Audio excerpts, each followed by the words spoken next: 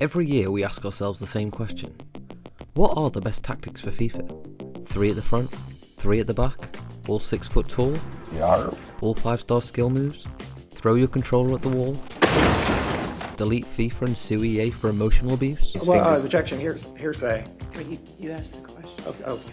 It's that illustrious question that we're trying to answer today. Step 1. Formation. The first rule of Fight Club is... The best formations have 2 up front for more goal scoring opportunities, as well as 4 defenders plus 2 holding midfields. Acceptable formations include 4-4-2, 4-2-2-2, 4-2-4 and many more. Keep in mind that you can select any formation that allows you to play your best players with full chem, and then switch formations in game by presetting a different formation in attacking or defending mentality, and then just sliding to it at the start of each game. Step 2. Player selection. The key to selecting your 4 most forward players is variety.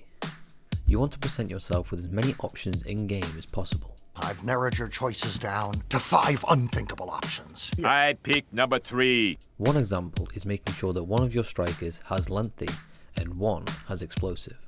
Lengthy is a trait found in taller players with lower agility. It means their runs start off slow, And that's all I have to say about that. but pick up pace the longer they go. I'm fast as fuck, boy. Explosive is found in smaller players with better agility. It means their runs start off fast and decrease in speed over time.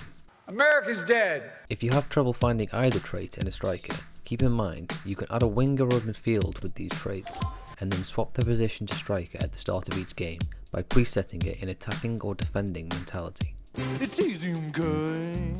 Another example of variety in attacking players is covering all the bases of rapid pace, silky skills, height, and 5-star weak foot. Step 3. Player instructions. The 4 most attacking players should have their instructions changed to stay forward and get in behind. The 4 defenders and holding midfields should have their instructions changed to stay back while attacking. Stay back, slut! The width should be set to 45 and the depth 70. The rest of the instructions and tactics produce little more positive results, and so it is advisable to simply leave them alone. Now leave me alone! Step 4. Left foot, right foot. Is there any benefit in having left-footed or right-footed players? Yes. Your right striker should preferably be left-footed so his dominant foot is shooting across the goal, and left striker right-footed for the same reason. They're the same picture. The left winger or left cam should be left-footed and the right winger or right cam right-footed. This helps in maintaining the ball while running up the wing, crossing the ball and with travellas. Step 5. Chemistry styles. There are a wide variety of chemistry styles to choose from, but in all honesty, we all tend to use the same ones, and for good reason. The 4 most attacking players end up with Hunter or Hawk, and the defenders and holding midfields end up with either Shadow or Anchor. You know, for all that pirates are clever cogs, we are an unimaginative lot. Step 6. Achieving chemistry. Achieving full chemistry can be a fine art. Do you prioritise better players with worse chem, or worse players with better chem? It's best to build your team around the 2 most important positions on the pitch. I'm very important. Strikers and centre backs. You should put your best players in these positions and then build the rest of your team around having high chemistry. You're goddamn right. You might be tempted to settle for 32 or maybe 31 chem, but achieving full chemistry is a must. I will do what I must. Even 1 missing chem can make a tremendous difference. Try a few games with full chem and you'll feel it. I can feel it in my nuggets. Step 7. The bench.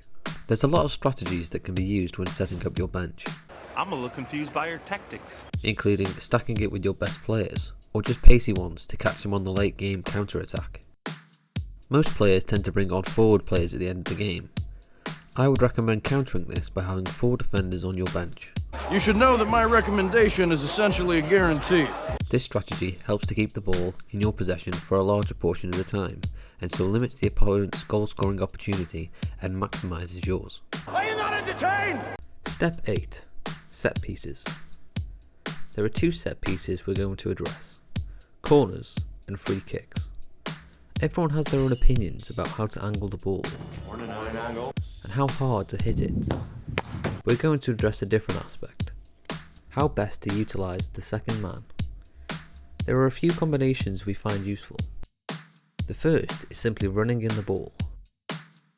Second is playing the ball around the box and shooting from the open side. Once you play to the second man a couple of times in a row, the opponents will be expecting it. This is a prime opportunity to pull the second man towards you, creating space in the box, and then playing the ball in and catching the defenders off guard. Once again, everyone has their own styles when it comes to free kicks, but a very underutilised move is simply playing the ball to the player in front of goal and then just turn and shoot. This is so simple, obvious and easy to predict that some players forget to guard against it. You can't do it every time, but it's a free goal at least once a game. It's free real estate.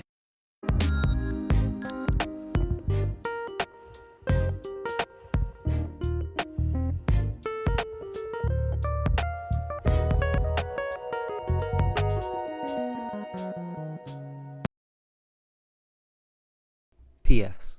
Goalkeepers are shit.